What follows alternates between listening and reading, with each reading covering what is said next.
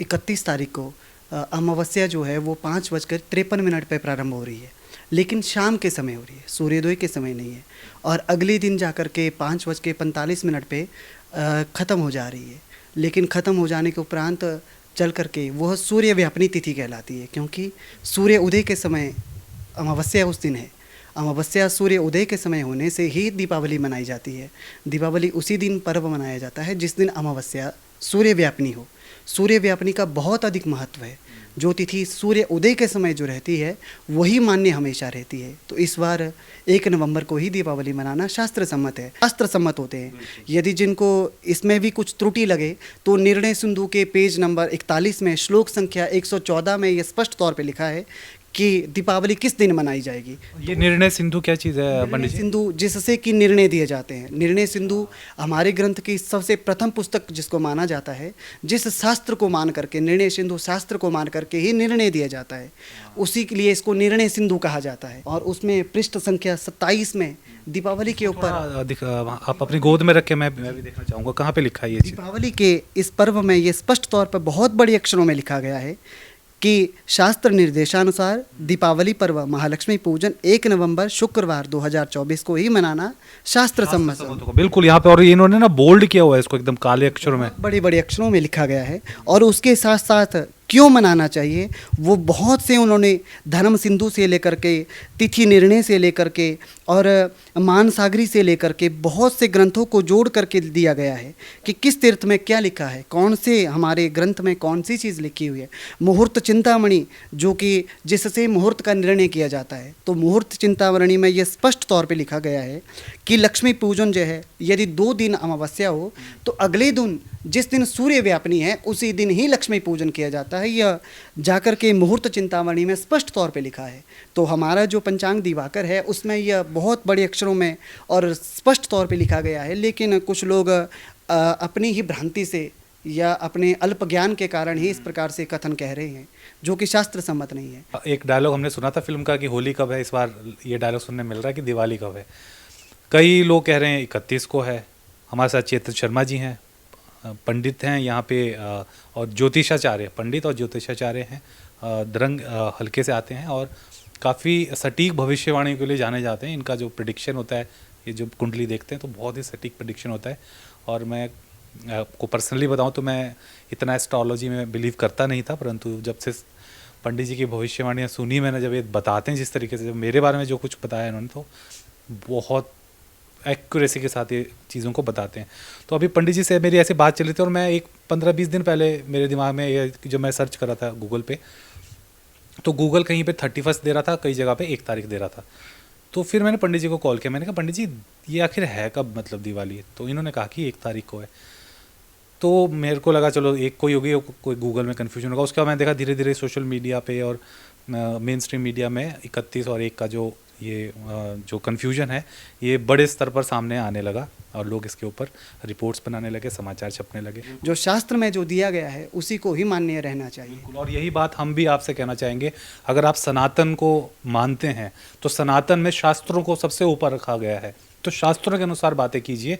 अगर जो ये तो मैं भी बचपन से सुनते आ रहा हूँ कि भाई हमारे धर्म में, हमारे सनातन में सूर्य उदय से ही हम काउंट करते हैं दिन को। जैसे अंग्रेजी कैलेंडर होता है वो 12 बजे से रात को स्टार्ट होता है, लेकिन हम लोगों का जो सिस्टम है वो सूर्य उदय से ही मानते हैं कि सूर्य उदय में कौन सी तिथि पड़ रही है उसी को हम फाइनल मानते हैं। ये तो हमने भी बचपन से सुना हुआ है जी। देख सकते हैं आप, ये बहुत पहले लिखी गई है ये वाला पंचांग भी, स्पष्ट रूप से लिखा गया है इसमें कि अगर ऐसा कन्फ्यूजन हो, अगर अमावस्या 2 दिन पड़ रही हो तो जिस तिथि में सूर्योदय, मतलब अमावस्या में जब सूर्योदय होता है जिस तिथि को, उसी तिथि को रात को आपको दिवाली मनानी चाहिए। यानी कि इनके अनुसार 1 तारीख को, 1 नवंबर को ही दिवाली को मनाना शास्त्रों के अनुसार, सनातन के अनुसार सबसे उचित रहेगा। जैसे अगर मैं आपको पूछूं, जो हमारा नया साल होता है, हिंदू नववर्ष होता है, वो कैसे मनाते हो, किस दिन मनाया जाता है? वो भी सूर्योदय से काउंट करते हैं? वो भी सूर्योदय से ही मान्य रहता है।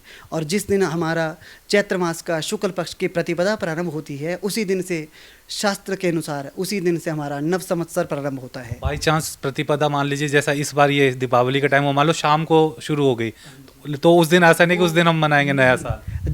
जैसे इस प्रकार इस वर्ष भी है कि अमावस्या जो है वो 4 बजे समाप्त हो जा रही है और चैत्र की प्रतिपदा शाम को 4 बजे के 2 मिनट पे प्रारंभ हो जा रही है, लेकिन वो उस दिन मान्य नहीं रहेगी, अगले दिन से ही मान्य है जिस दिन सूर्योदय में जो ये नए इस बार जो नया साल आएगा, हिंदू नववर्ष आएगा, उसमें भी ये वाला सिस्टम कंफ्यूजन है। परंतु वो इस वाली जो हमारा सनातन की परंपरा है, जो आपने बताया सूर्योदय को काउंट करते हैं, तो उसी हिसाब से अगर उसी फार्मूला तो एक ही लगेगा ना पूरे में, तो उसी फार्मूले को अपनाएंगे तो 1 नवंबर को ही दिवाली आ रही है। पंडित चेतन शर्मा जी हमारे साथ थे और बहुत ही विद्वान पंडित है, बहुत कम उम्र में इन्होंने बहुत बढ़िया एक ज्योतिष का ज्ञान प्राप्त किया है। पंडित जी एमफिल भी हैं, मैं आपको बता दूं, मास्टर इन फिलॉसफी। और अगर कभी आप खुद परखना चाहते तो मिलिए इनसे, अपनी कुंडली दिखाइए ज़रा, तो आपके को भी मालूम चल जाए। अगर मैं बात करूं धनतेरस की, तो धनतेरस इस बार 30 को नहीं है, धनतेरस 29 को है, मंगलवार के दिन, और यह पूरा दिन व्याप्त रहेगी, पूरा दिन यह तिथि रहेगी। तो धन त्रयोदशी इस बार 29 तारीख को ही मनाना शुभ है। 30 को ना कर करके इसको 29 को मनाएं तो शास्त्र सम्मत और शास्त्र के निर्णय के अनुसार ही यह परिपूर्णता से परिपक्व रहेगा। यहाँ क्या लिखा है उसके बारे में सर? इसमें हमारे शास्त्र में स्पष्ट तौर पर लिख दिया गया है कि द्वादशी तिथि प्रातः 9:28 पे समाप्त हो जा रही है, त्रयोदशी प्रारंभ हो जा रही है और धन त्रयोदशी पूरा दिन व्याप्त रहेगी। अगले दिन क्योंकि यह तिथि कम समय तक उपयोग रहेगी, तो कम तिथि में इसको नहीं मनाया जाता है। तो पूर्ण काल से पूरे दिन जब तिथि व्याप्त रहेगी, उसी दिन धन त्रयोदशी मनाना शास्त्र सम्मत और शास्त्र के निर्णयों पर पूर्ण रहेगा। क्योंकि हमारे ग्रंथ के अनुसार कभी भी समाप्त वाली तिथि को नहीं लिया जाता है, प्रातः होने वाली तिथि को लिया जाता है। तो यह प्रातः काल से ही व्याप्त रहेगी, तो मंगलवार के दिन ही धन त्रयोदशी बनाना शुभ सम्मत रहेगा।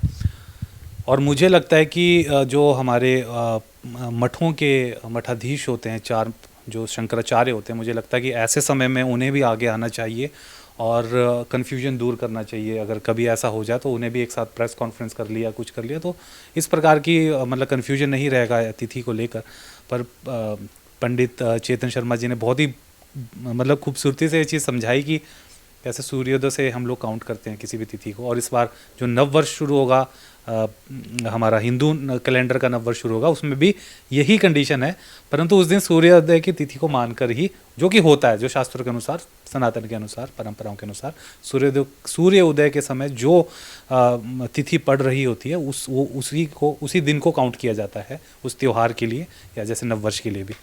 तो आपके क्या विचार हैं इस पूरे इस कन्फ्यूजन के ऊपर? आप कमेंट में ज़रूर लिखिए। और अगर आप अभी भी कंफ्यूज हैं 1 और 31 के बीच में, तो मनाइए, कोई बात नहीं, 31 को भी मनाइए, 1 को भी मनाइए, 29 को भी मनाइए।